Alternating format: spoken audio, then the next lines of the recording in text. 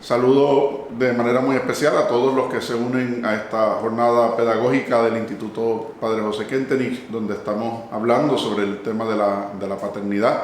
Agradezco a los compañeros de la Junta del Instituto y a los demás miembros, en particular a la doctora hermana Elena Lugo, por la invitación que me hace a poder compartir con ustedes en uno de los temas de estos días, particularmente sobre la figura de la paternidad y el derecho y la relación entre esa figura de la paternidad y el derecho junto con otras experiencias de autoridad, como puede ser el servicio público, como puede ser el trabajo en una institución educativa, y cómo podemos aplicar esos elementos a esas experiencias y también algunas preocupaciones sobre la manera en que se desarrolla y se deriva este tema. Así que, como elemento de introducción al hablar del tema que se me proponía, yo me hice algunas preguntas y algunas precisiones con las que quisiera comenzar con ustedes. En primer lugar, ¿cuáles son las características de la paternidad que deben reflejarse en el servicio público, en el quehacer laboral o en cualquier otra experiencia de autoridad? ¿Y qué precauciones debe tener el ordenamiento jurídico para protegerlas tanto en el contexto de la familia como en esos otros supuestos? Segundo, cómo esas características de la paternidad han evolucionado en su definición, contenido y enfoque, de tal manera que podamos entender y atender a su debido sentido. Precisamente esos cambios y evoluciones que necesitan ser examinados lo requieren, como diría el padre fundador, para poder ver en ellos los signos de los tiempos a través de los cuales Dios nos llama especialmente la atención sobre determinados valores. Anticipo entonces unos ejes de cambio y de transformación sobre estos temas a los que debemos estar pendientes según voy desarrollando la conferencia de este espacio. En primer lugar, el concepto de paternidad ha ido cambiando en el derecho desde la autoridad absoluta y permanente a una autoridad controlada y limitada tanto en su alcance como en su tiempo. Segundo cambio, la segunda transformación, es de una autoridad centrada en y para beneficio del que la ejerce, el padre, a una autoridad centrada en y para beneficio de aquellos sobre quienes se ejerce, particularmente los hijos. Tercero, de una autoridad unipersonal, centrada en la figura del padre de familia, como veremos, a una autoridad compartida y recíproca. Y por último, de una autoridad arbitraria y caprichosa a una autoridad sujeta a un estándar de criterio para exigir su ejercicio y su cumplimiento. Así que esos elementos nos van a llevar, aunque parezca increíble, a casi 4 siglos de historia del derecho, que no se preocupen, voy a tratar de resumir en unos 15 minutos para poder entrar luego a los otros elementos del tema, porque viniendo nosotros de la tradición civilista del derecho romano germánico y naciendo esa historia jurídica en Roma y en los principios del derecho de la civis romana antigua, pues hay que empezar por ahí, ¿verdad? ¿De dónde sale el concepto ese del pater familia? ¿De dónde sale ese concepto de la patria potestad y de la autoridad paterna sobre los hijos? Así que vamos a hacer un poco de esa transición histórica para que podamos comprender, y luego la influencia que particularmente tuvo el cristianismo en esa tradición, particularmente a partir del siglo IV. En la Roma antigua, y cuando hablo de la Roma antigua estoy hablando en los principios del Estado romano y de la República Romana antes de los emperadores y antes de la época clásica. Así que estamos el siglo antes de la era cristiana, 2 siglos antes de la era cristiana. En la antigua Roma se distinguían 2 figuras que, aunque hoy las tratamos conjuntamente, no lo eran y conferían derechos distintos tanto sobre las personas como sobre las cosas. Esas dos figuras son la patria potestad y la tutela. Hoy nosotros hablamos de patria potestad y de tutela, y la tutela es un elemento incluido en la patria potestad de los padres sobre los hijos hoy en día. Sin embargo, en el derecho romano antiguo eran dos cosas distintas, porque la patria potestad solo podían ejercerla los ciudadanos romanos. La patria potestad era ejercida por derecho natural, es decir, lo veían ellos como un elemento constitutivo del ser ciudadano romano, por el pater familiae, un estado jurídico que solo podía ostentar el ciudadano romano. Ese poder del pater familiae le permitía someter, y usé el verbo someter porque literalmente así, someter corporal y materialmente como propiedad y para su beneficio, bajo su poder y gobierno absoluto, a distintas personas de manera permanente. ¿Okay? Someter corporal y materialmente como propiedad y para su beneficio, bajo su poder y gobierno absoluto, a distintas personas de forma permanente. Ese grupo de sometidos incluía a la esposa, a los hijos, a los esclavos y a las propiedades. Y con cada uno de ellos se generaba un vínculo distinto en función a cómo nacía esa relación. El vínculo con los hijos era la filiación. El vínculo con la esposa era el matrimonio. Entonces, cuando digo vínculo, es a causa de que esa persona o ese objeto se convierte en propiedad y dominio del padre. Entonces, los hijos se convierten en propiedad y dominio del padre por la filiación. La esposa se convierte en propiedad y dominio del padre por el matrimonio. El esclavo se convierte en propiedad y dominio del pater familiae por la adquisición como un bien cualquiera, y así cualquier otro objeto de propiedad. Todos ellos, hijos, esposa, esclavos y bienes, estaban en igual condición sometidos al poder absoluto del Padre, que incluía la autoridad para decidir sobre el abandono o la muerte, sobre la venta, regalarlos, liberarlos o utilizar a cualquiera de los que estaban sometidos a su mero arbitrio. La diferencia es qué pasaba con cada uno de ellos a la muerte del pater.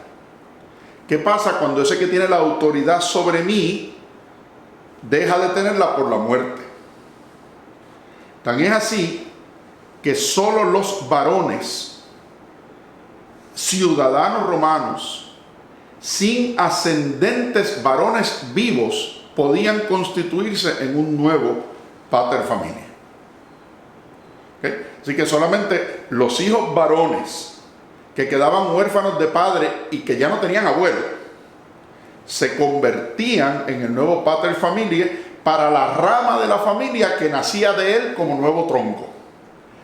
Y así se originaban nuevas familias. Pero mientras el padre estaba vivo, aún los hijos que ya hubieran contraído matrimonio seguían bajo la autoridad de esa generación anterior. Y los hijos de esos hijos estaban sometidos al abuelo. Y así las esposas de los hijos entraban bajo el nuevo manus a la autoridad del nuevo padre. Entonces las esposas de los hijos las adquiría como si fueran hijas de él. Y las esposas de sus nietos las adquiría como si fueran nietas de él. ¿Okay? Entraban en la misma condición que aquel que estaba sujeto a ese vínculo particular. Así que no es que al casarse cada uno se convierta en pater y crea familia, sino que sigue sometido y formando parte de la familia del mayor en línea directa. Y era la patria potestad sobre la familia la que constituía a su vez la fuente de autoridad de la patria, que se constituía del acuerdo entre los pater para conformar una sociedad organizada de familias.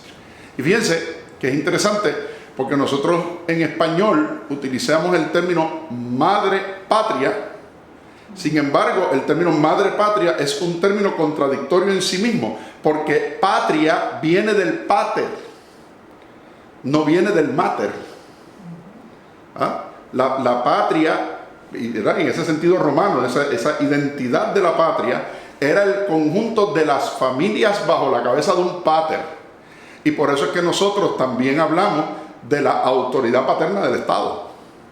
Tema que ha estado en mucha discusión con esto de las vacunas y si el Estado puede o no puede, ¿verdad?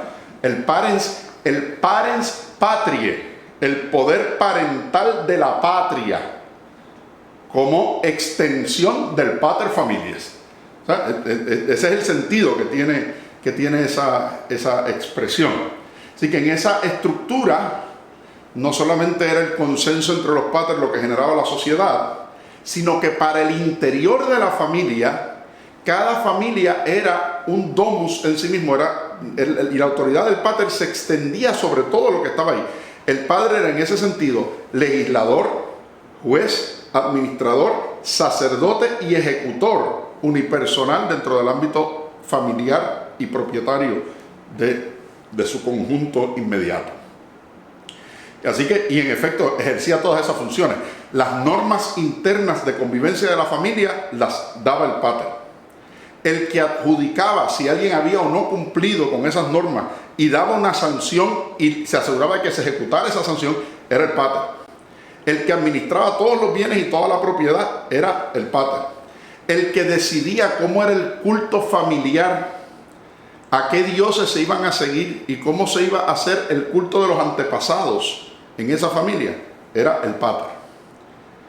Y el que organizaba y ejecutaba todas esas funciones de forma unipersonal era el pater.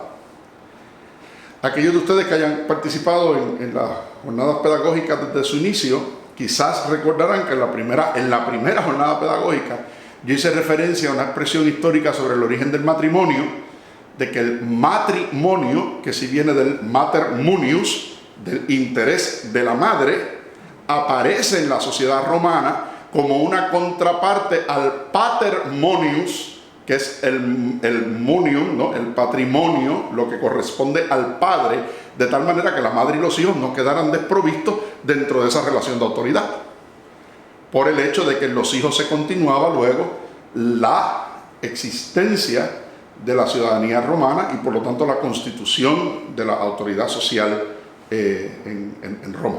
Así que así es que nace la idea de la patria potestad. Y es entonces el poder del padre sobre los hijos es el poder del dueño, es un poder absoluto. El otro concepto, que era el concepto de tutela, la ejercían, pero por autoridad delegada del Estado, los no ciudadanos que fueran libres sobre su respectiva familia y sobre su respectiva propiedad. Entonces, no porque tuvieran derecho a ello, porque no eran ciudadanos, pero como eran libres, el Estado les reconocía la capacidad de ordenar su familia y sus bienes, y ese poder que tenían sobre la familia y los bienes se llamaba tutela, porque lo ejercían por autoridad del Estado, por delegación del Estado, no por derecho propio, como pasaba con los ciudadanos, que se constituían entonces en el pater familiae. En los últimos años de la República, ya nos estamos acercando al siglo antes de Cristo, y durante a los últimos 100 años antes de Cristo y durante el periodo imperial y clásico, se da una transformación completa de la visión de la familia, su propósito social y económico, y con ello cambia también la figura del pater familiae, y al cambiar la figura del pater familiae, el concepto de la patria potestad. Esa transformación es la que eventualmente llega al Código de Justiniano, y varios siglos más tarde orienta los códigos modernos a partir de la era napoleónica, de la que nosotros somos herederos directos. Del poder tiránico, incluso atroz, como revelan las fuentes históricas, y cuyos ejemplos nos sacarían de tiempo y de contexto si me pongo yo a enumerarlos aquí, se produce un cambio de dirección hacia el reconocimiento de los hijos como sujetos herederos de la condición de ciudadanos y por lo tanto partícipes eventuales de los derechos del padre. Entonces ya no son un objeto, se empiezan a considerar un sujeto en el derecho. Así se van estableciendo límites a la autoridad paterna, moderación a sus actuaciones y criterios de razonabilidad a sus actos. Los conceptos filosófico-morales de la humanitas y la pietas, que todavía no tenían sentido religioso, van entrando en el derecho de familia romano y se van convirtiendo en sus principios rectores. Particularmente ya a partir del siglo I de nuestra era, la patria potestad se perfila como un gobierno de piedad sobre los componentes del grupo familiar en virtud de su humanidad. Fíjense ese elemento de la humanitas y la pietas, es decir, yo reconozco que tú eres un sujeto que solamente se le reconocía a los ciudadanos romanos, no se le reconocía a los demás. Yo reconozco que tú eres un sujeto y como tú eres un sujeto, contigo yo tengo unos deberes en la medida en que tú no eres capaz de proveértelos para ti mismo. Y de ahí el concepto filosófico de la pietas. ¿Okay? De ahí que surjan como deberes los que todavía hoy nuestro Código Civil enumera como los elementos propios de la patria potestad: vivienda, alimentación, sustento, vestido, instrucción y educación de los sometidos a esa autoridad, y que, como llegara a afirmar Cicerón, los vínculos familiares se comiencen a fundamentar en la naturaleza y amor filial que deben guardar los padres a los hijos.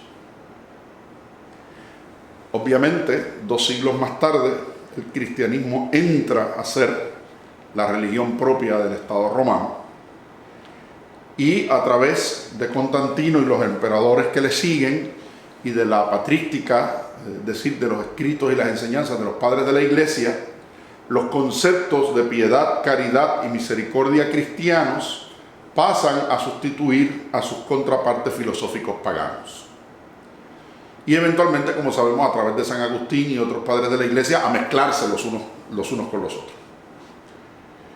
La familia cristiana surge entonces, y esto es la expresión de San Agustín que todavía recoge hoy el Código de Derecho Canónico, surge entonces de un vínculo de amor en que se unen marido y mujer con unos fines propios: fidelidad, prole y sacramento, de los cuales surgen unos deberes mutuos entre ellos y una responsabilidad recíproca para y con los hijos. Notemos entonces cómo todos estos cambios alteran el foco desde lo que en un primer momento son los derechos del padre sobre los hijos, hacia entonces hablar de los deberes del padre para con los hijos, que no es lo mismo. No son los derechos que yo tengo sobre ellos como objetos y propiedad mía, sino qué deberes tengo yo con ellos como continuación de mi ser persona, de mi ser ciudadano. Es decir, cómo vamos desde el absolutismo de esos derechos, cambiando a una serie de criterios que limitan su ejercicio y con los cuales además se juzgará eventualmente cómo se ejercen y se ejecutan. Como diría el padre Kentenich, se trata de la autoridad vista en función de sobre quienes se ejerce, no de quién le ejerce, sino de sobre quienes se ejerce, de tal manera que esa autoridad sirva para motivar, orientar, promover y proteger los derechos y los procesos mismos del crecimiento humano. Así, hoy por hoy, el artículo 592 del reciente aprobado Código Civil de Puerto Rico del 2020 dispone, y cito: la patria potestad conlleva la obligación de ejercerla responsablemente de conformidad con la ley, y añade: se ha de ejercer por ambos progenitores o por cualquiera de ellos en beneficio del hijo. Es decir, que esos deberes que se tienen se ejercen en beneficio del hijo. El Código Civil español va un paso más allá y añade que ese ejercicio en beneficio del hijo será, y cito, con respeto a sus derechos, su integridad física y mental. Así que no solamente en beneficio de los hijos, beneficio de los hijos con unos criterios de límite. la protección de sus derechos, su integridad física y su integridad mental. Ese cambio en la concepción de los deberes y criterios del pater familiae y de qué se considera al pater familiae, produjo entonces un estándar de conducta para otros campos del derecho fuera del ámbito de la familia que también ha evolucionado con el tiempo. Y es la figura que yo estoy seguro que ustedes han escuchado por ahí, de el buen padre de familia, como un buen padre de familia. Una figura que el Código Civil recogía, por ejemplo, en el derecho de obligaciones y contratos, cuando decía que el que está obligado a entregar una cosa, en lo que la entrega tiene la obligación de cuidarla como un buen padre de familia. O el criterio, por ejemplo, de la previsibilidad de los daños, se libera de su responsabilidad vicaria por los daños que produzcan los hijos, cuando ha demostrado que actuó como un buen padre de familia. Así que esa figura establece un estándar de cuidado en otros ámbitos del derecho que posibilita diferenciar entre quien hace lo correcto y quien no en unos supuestos particulares. Fuera de contextos que requieren una especialidad específica, donde entonces el criterio es el del arte técnico de esa profesión. Por ejemplo, si vamos a evaluar un caso de impericia médica, vamos a evaluar a este médico en comparación con otro médico, no lo vamos a evaluar en comparación con alguien que no lo es. Si estamos hablando de un caso de vicios de construcción, pues vamos a evaluar a este ingeniero y a este arquitecto con un ingeniero y un arquitecto, ¿verdad? Ese es el criterio técnico, ¿verdad? De la afinidad técnica. Dice, pero fuera de esos contextos que requieren una especialidad específica, el criterio comparativo tendría que ser uno al que podamos quedar obligados todos nosotros como sujetos, de tal manera que cuando llegan ante el juez, éste pueda ponerse en los zapatos de aquel cuya conducta está evaluando y se pregunte a sí mismo cómo habría actuado él o cómo la sociedad en general hubiera esperado que actuara. Recoge esa expresión, buen padre de familia, un patrón de razonabilidad que hace referencia a lo que la mayoría de las personas harían en las mismas circunstancias y contextos y al nivel de responsabilidad que la sociedad esperaría de ellos. Entramos ahí entonces en la dimensión del deber ser y del deber hacer. En ese contexto, en esa actuación, en esa circunstancia, ¿quién debiera ser el que actúa? ¿Y cuál debe ser su actuar? Como saben, eso supone que ¿verdad? Se trata de cómo se supone que esa persona sea, cómo se supone que esa persona actúe. Dos temas a los que el padre Kentenich dedica muchísimo tiempo, particularmente cuando habla de las dimensiones más profundas de la libertad.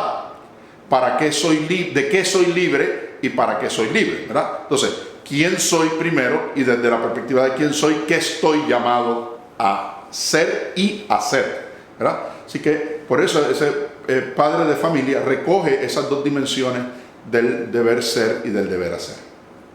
Así, partiendo del derecho romano clásico, ese ser mítico del buen padre de familia, yo les digo a los estudiantes que eso es una ficción jurídica. Una ficción jurídica es algo que el derecho construye con la idea de tener un factor objetivo de comparación, ¿verdad? O son cosas que el derecho crea para poder objetivizar el pensamiento de cada uno de nosotros sobre cómo debiera ser. No, ¿cómo debiera ser? No es el criterio subjetivo mío, ¿verdad? Que tengo unas experiencias y que tengo un pensamiento y que tengo un conocimiento, sino desde una perspectiva genérica a la que podamos responder objetivamente todos.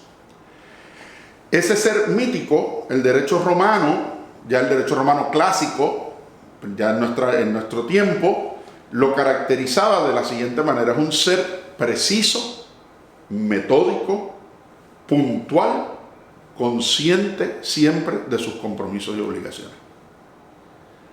Esas características definen al buen padre de familia en el derecho romano clásico.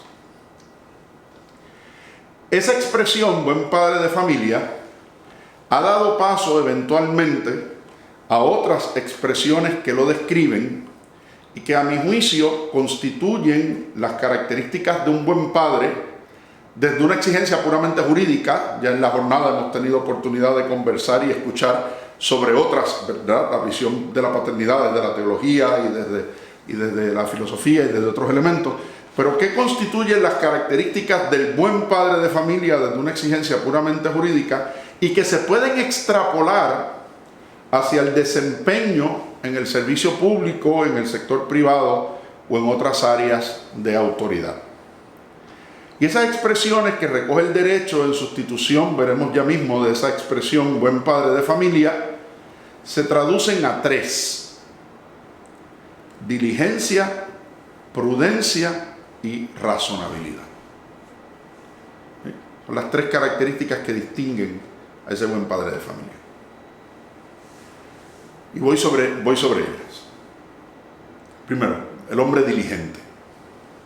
Si partimos de la definición de la palabra diligencia y su adjetivo correspondiente, diligente, podemos decir que se trata, haciendo uso del diccionario de la Real Academia, de aquel que es cuidadoso, exacto y activo, pronto, presto y ligero en el obrar, con el cuidado y prontitud que requiere la acción esperada de su parte para ser ejecutada efectivamente.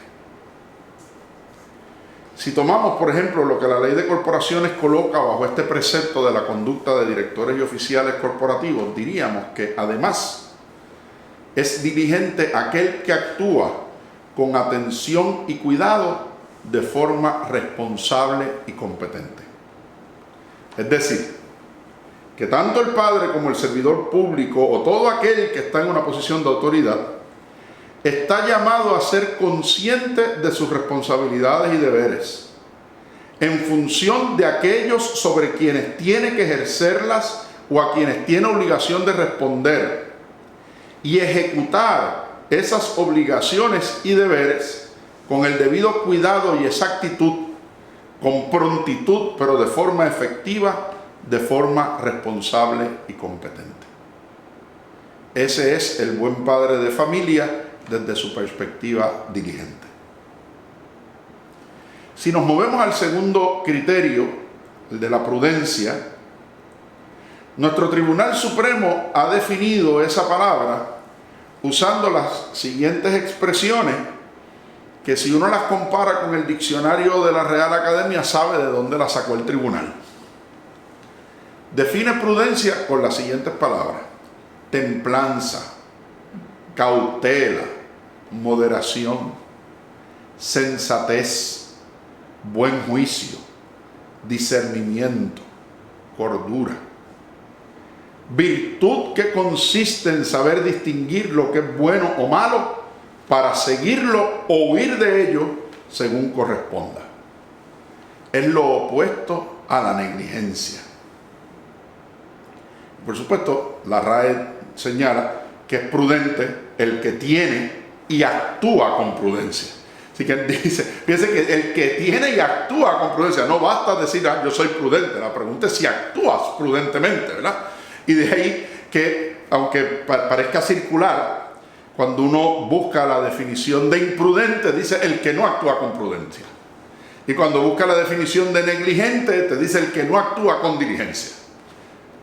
Y pareciera que van refiriéndose continuamente una palabra a la otra sin uno poder encontrar una definición particular. Sin embargo, si tomamos todos esos elementos en común, podemos decir que tanto el padre como el servidor público, como el que tiene una función de autoridad, tiene que saber distinguir entre lo bueno y lo malo. Tiene que discernir los riesgos. Tiene que saber controlar sus emociones, prejuicios y sentimientos de tal manera que no nublen su razón, y así, con moderación, cordura y cautela, encaminarse en la búsqueda de lo mejor. Y no basta distinguirlo, no basta controlar, hay que salir a ser. ¿Verdad? Volvemos a la distinción entre el ser y el hacer. Como toda virtud, y sabemos que la prudencia es además una virtud teológica, y es una de las virtudes que está en las escalas de las virtudes de Aristóteles. La prudencia se adquiere y se desarrolla en la práctica constante y en el ejercicio progresivo de su propósito. Incluso asomándome aquí al campo de la filosofía de las virtudes, precisamente en ello encontraba Aristóteles la ventaja de que la virtud definiera la ética, en el efecto particular de que nunca se es perfectamente virtuoso y que por lo tanto siempre puedo seguir avanzando y mejorando hacia la consecución del valor máximo de la virtud. Y eso nos recuerda Aristóteles y nos lo recuerda la práctica de la Iglesia sobre las virtudes teologales y cardinales, que solamente se logra en el ejercicio práctico de la virtud misma. Y eso nos lleva entonces a la tercera característica, que es el elemento del ser razonable. Y fíjense, no voy a entrar aquí en toda la discusión de la filosofía del derecho sobre la diferencia entre la racionalidad y la razonabilidad. Pero fíjense que estoy utilizando el de razonable, no el de ser racional. Y cuando explique qué consiste la razonabilidad, nos vamos a entender. Es razonable aquel que actúa de forma adecuada conforme a la razón y la proporcionalidad. Dice, bueno, pues si estoy actuando conforme a la razón, pues quiere decir que basta con ser racional, porque ser racional es aquel que tiene razón y la usa.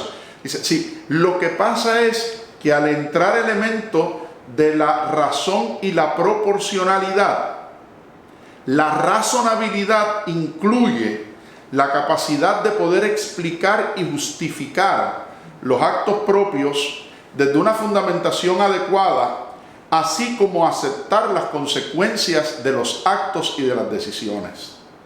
Entonces, no basta solamente de cómo yo entiendo las cosas, racionalidad, sino cómo soy capaz de reconocer al otro como un ser partícipe y destinatario de mis actos, de tal manera que podamos razonar en común y que podamos llegar a ese entendido y esos consensos sobre lo bueno y lo malo, sobre lo que se debe y lo que no, lo que se puede y lo que no, alcanzando criterios objetivos y socialmente aceptables de acción.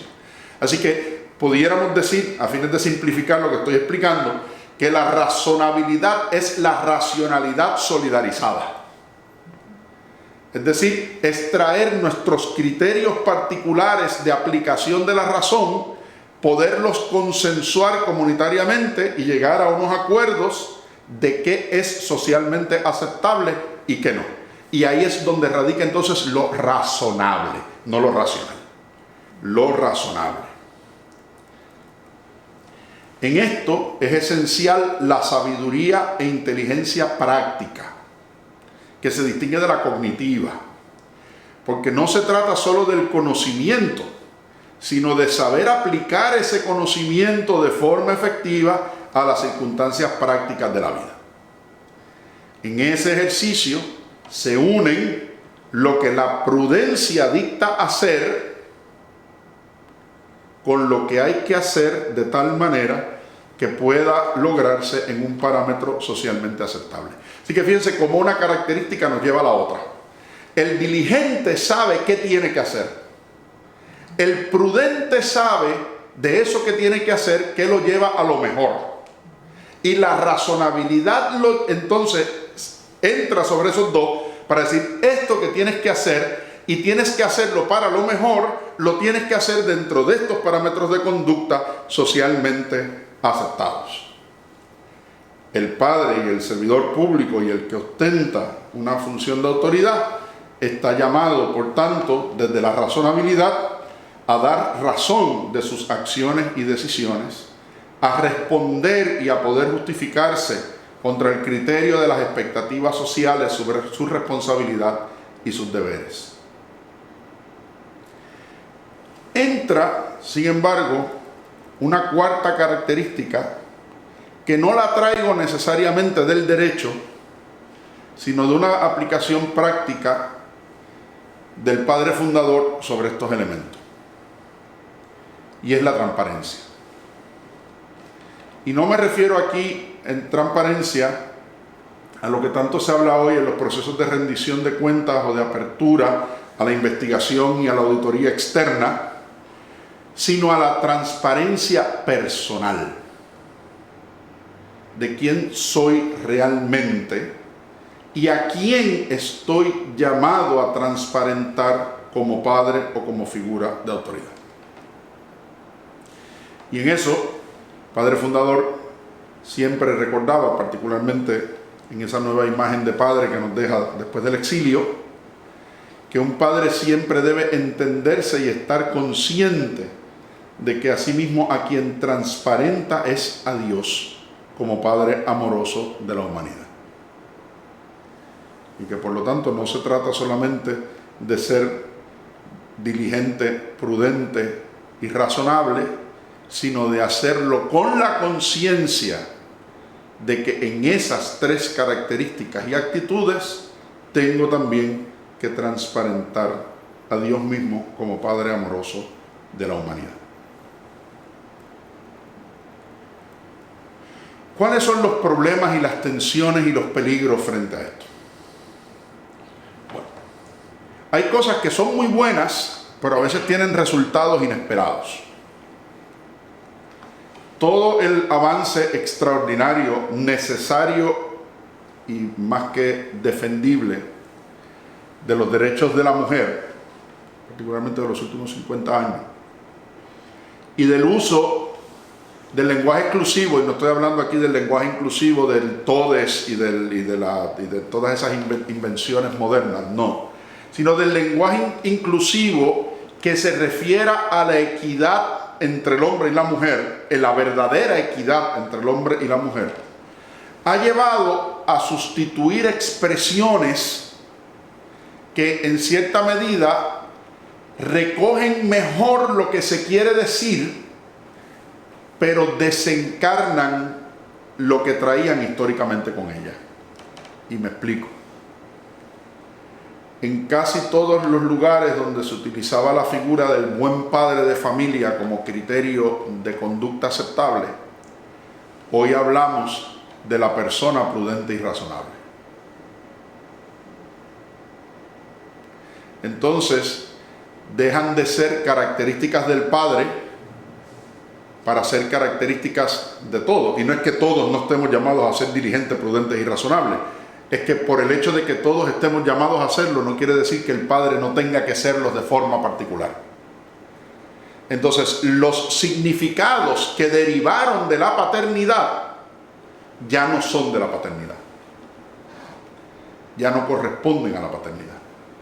Corresponden al genérico. Entonces, si son del genérico, ¿qué le queda al padre?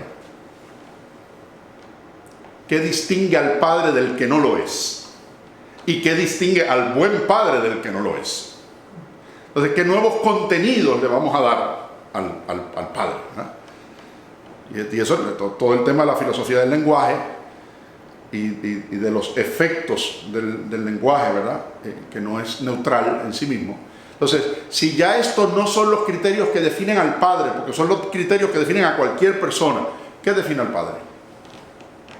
Jurídicamente. ¿Qué define la paternidad? ¿Qué define el buen padre? Solo sus deberes. Entonces, si solo lo definen sus deberes, el mero cumplimiento de esos deberes es suficiente. Incluso se puede excusar de ello, porque antes la obligación era solo del padre. No, es que no debe ser solo del padre, debe ser del padre y de la madre. Cierto, debe ser del padre y de la madre, pero al final incluso yo puedo renunciar hasta ellos en función de que los ejerza el otro. Y no por ello dejo de ser padre. Entonces puedo dejar de ser padre jurídicamente cuando no puedo dejar de serlo en la realidad natural y ordinaria de las cosas.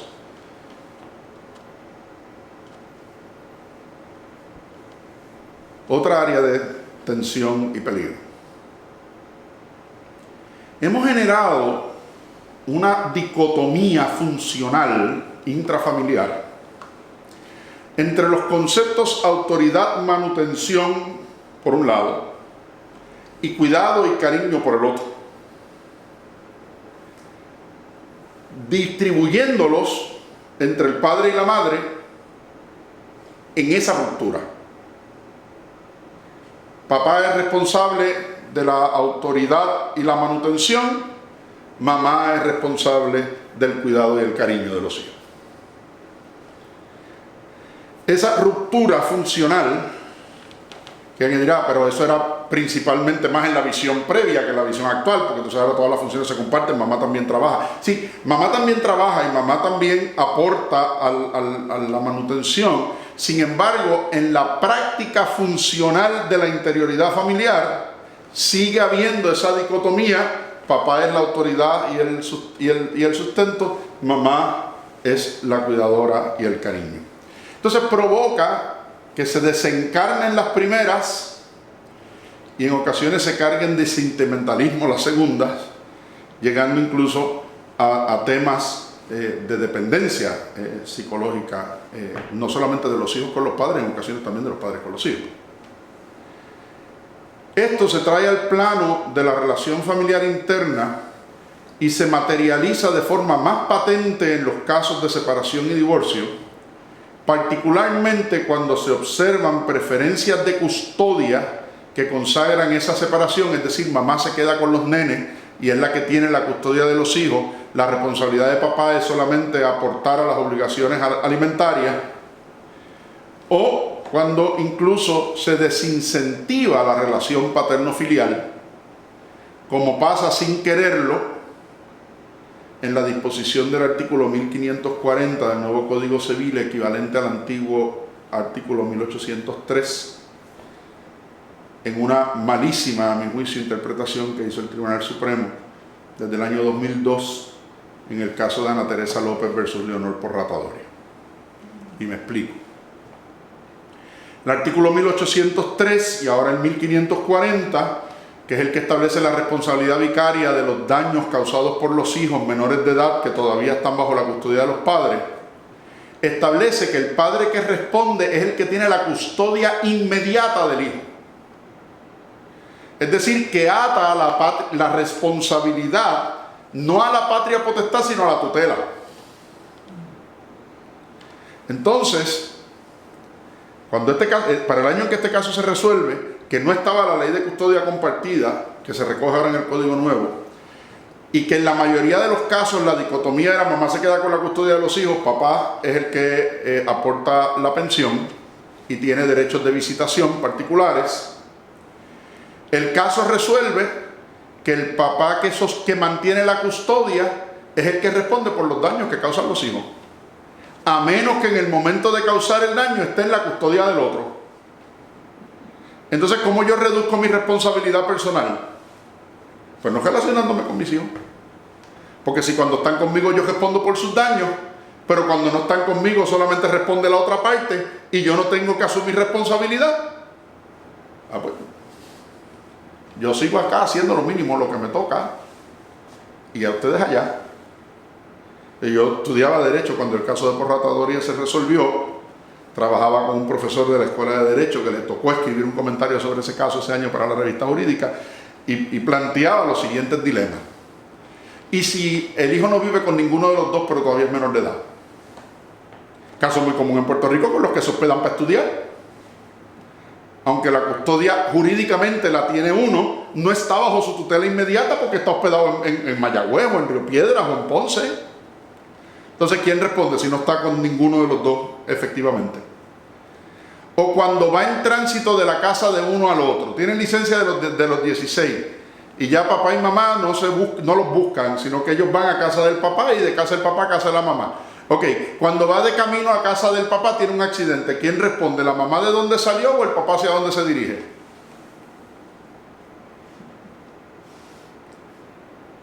Entonces, cuando se revisó el Código Civil Español en el 78, ese asunto se resolvió diciendo que si usted tenía la patria potestad, usted responde aunque no tenga la custodia. Porque si usted tiene autoridad, la autoridad trae responsabilidad.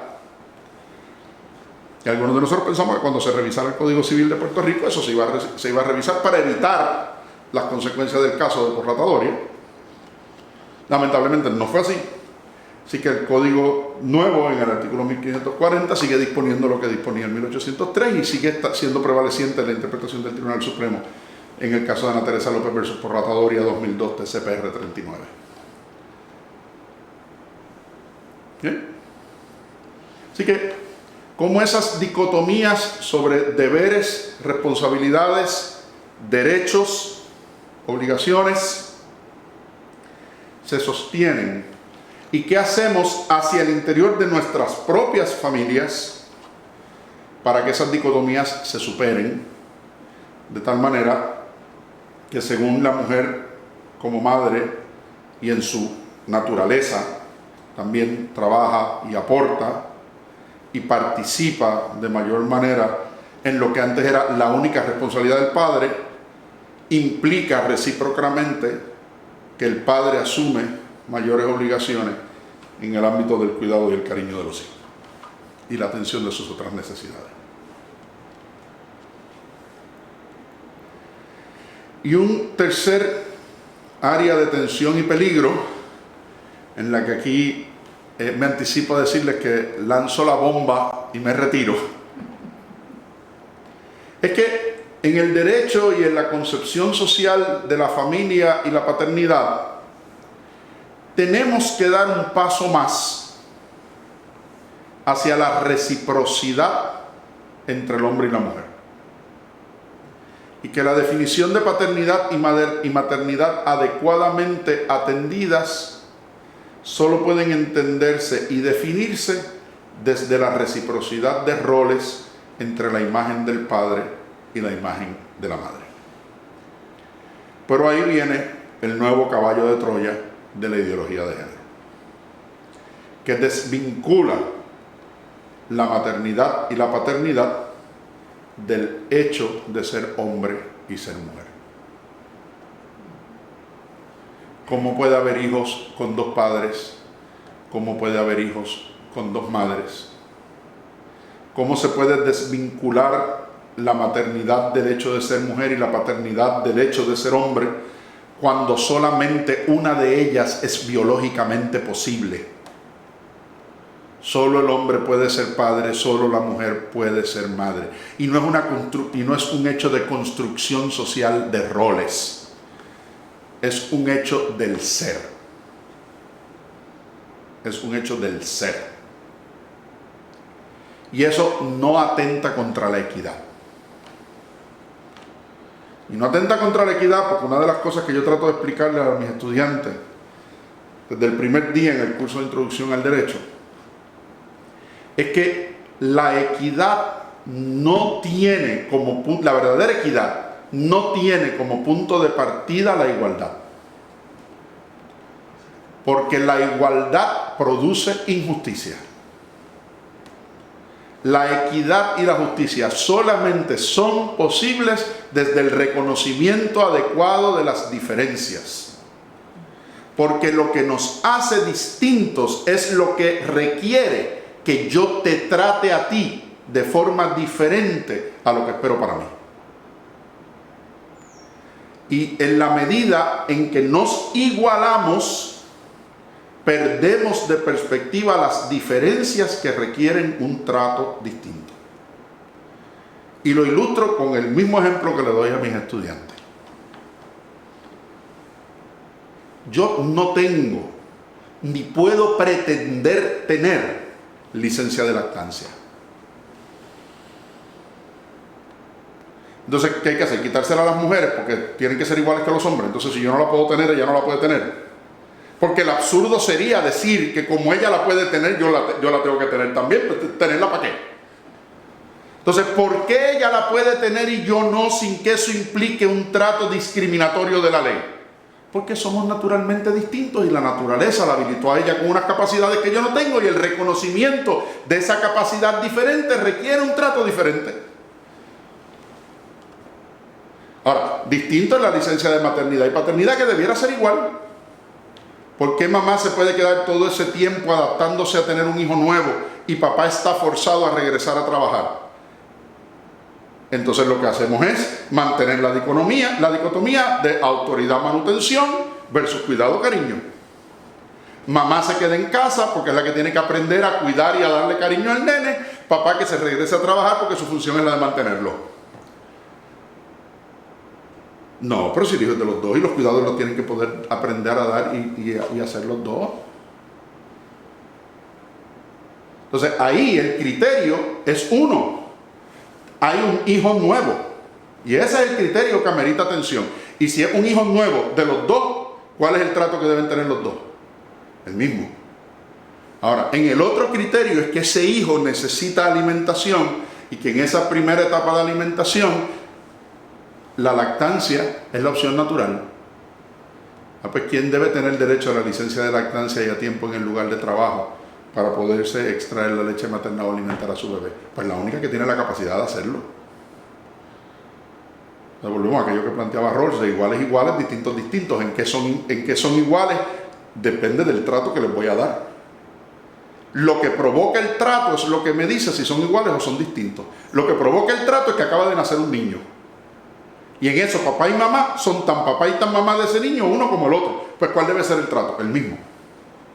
Ahora, ¿cuál es la próxima pregunta? ¿Y quién lo alimenta? Bueno, pues si lo van a lactar, solamente lo puede lactar una de ellas. Entonces, en el trato amerita un reconocimiento de lo diferente.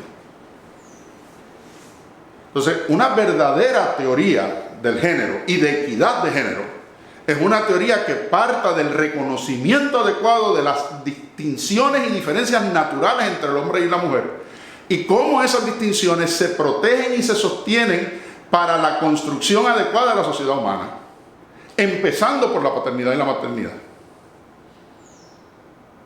Y no por el planteamiento de somos iguales y cualquier cosa que diga que somos diferentes es una mera construcción social que necesita ser derrotada.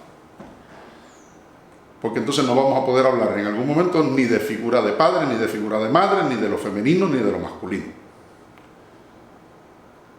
Y no habrá derecho de familia del que hablar siquiera. Así que esos elementos de qué hacen al padre-padre, esos elementos que hacen al padre-padre, es el reconocimiento de que la paternidad como la autoridad se ejerce en función de sobre quién se ejerce y para qué se ejerce y con qué deberes se ejerce,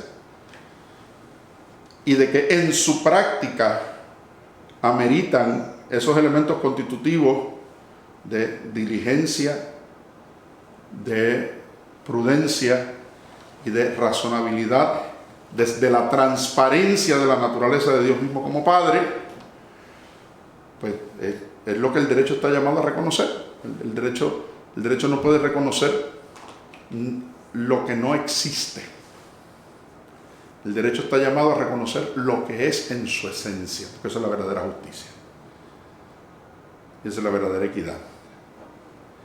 Y eso es lo que constituye la verdadera paternidad, entendida adecuadamente desde esos criterios. Y de nuevo, vale, no solamente para la paternidad efectiva de aquellos que somos padres y que la vivimos todos los días con nuestros hijos, sino también de aquellos que en funciones de autoridad están llamados a velar por otros o por bienes de otros en las mismas condiciones que el buen padre de familia. Y muchas gracias por su atención, y cuando tengamos la posibilidad de las preguntas y la discusión virtual, con mucho gusto las atenderemos.